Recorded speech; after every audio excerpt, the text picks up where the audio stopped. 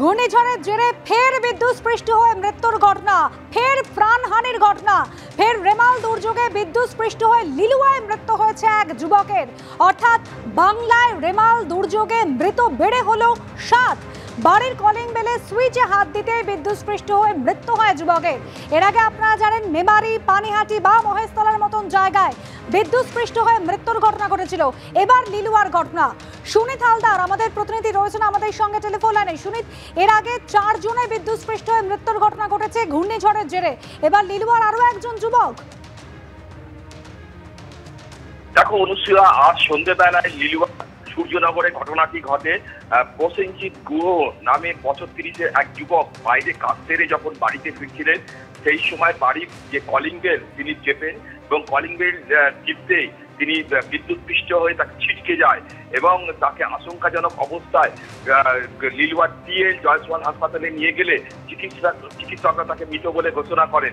প্রাথমিক তদন্তে পুলিশ যেটা জানতে পারে যে যখন তিনি কলিং বেল টিপেছিলেন সেই সময় কিন্তু যে কলিং বেলের তার সেটা কিন্তু লিকেজ ছিল, অর্থাৎ কোনো জায়গায় ছেঁড়া ছিল এবং বাড়ির গ্রিলের সঙ্গে ওই ছেঁড়া তার জড়িয়ে ছিল এবং কলিং বেল টেপার সঙ্গে সঙ্গে তিনি বিদ্যুৎস্পৃষ্ট হন এবং গ্রিলে তার হাত ঠেকেছিল এবং তারপরে তিনি ছিটকে যান এবং এই ঘটনায় পুলিশ একটা অস্বাভাবিক মৃত্যু মামলা রুজু করে তদন্ত শুরু করেছে এবং মৃতদেহ পোস্টমর্টমের জন্য পাঠানো হয়েছে। এই ঘটনায় সন্ধ্যের পর ওই এলাকায় অর্থাৎ লিলুয়া সূর্যনগরে একটা শোকের ছায়া নেমে এসেছে। এলাকার মানুষের যেটা অভিযোগ যে ওই বাড়ির সামনেতে জল জমেছিল গতকাল রাত থেকে টানা বর্ষণের জেরে হাওড়া শহরের বিভিন্ন জায়গায় যেরকম জল জমে গেছে, বাড়ির সামনেও জল জমা ছিল এবং জল জমার কারণেই কিন্তু বৈদ্যুতিক শর্ট সার্কিট হয় এবং সেখান থেকেই এই মৃত্যু এবং গোটা ঘটনাটা নিয়ে পুলিশ তদন্ত শুরু করেছে এবং এই যুবকের মৃত্যুতে গোটা এলাকার শোকের ছায়া নেমে এসেছে। ধন্যবাদ সুনীত।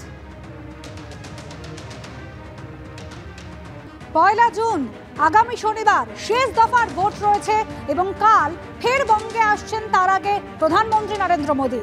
আগামীকাল কলকাতায় রোড শো করবেন প্রধানমন্ত্রী। শ্যামবাজার থেকে সিমলা স্ট্রিট পর্যন্ত প্রধানমন্ত্রী রোড শো। নেতাজি মূর্তির পাদদেশ থেকে স্বামী বিবেকানন্দের বাড়িতে যাবেন মোদী। কলকাতা উত্তরে বিজেপি প্রার্থী তাপস রায়ের সমর্থনে রোড শো করবেন প্রধানমন্ত্রী। বারাসাত এবং যাদবপুর লোকসভা কেন্দ্রেও সভা করবেন নরেন্দ্র মোদী। অশোকনগর এবং বারুইপুরে সভা করবেন প্রধানমন্ত্রী।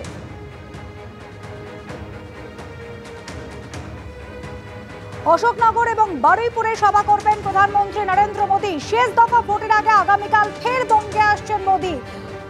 সভা রয়েছে একই সঙ্গে প্রধানমন্ত্রীর রোড শো। শ্যামবাজার থেকে সিমলা স্ট্রিট পর্যন্ত প্রধানমন্ত্রীর রোড শো। অশোকনগর এবং বারুইপুরে সভা করবেন প্রধানমন্ত্রী।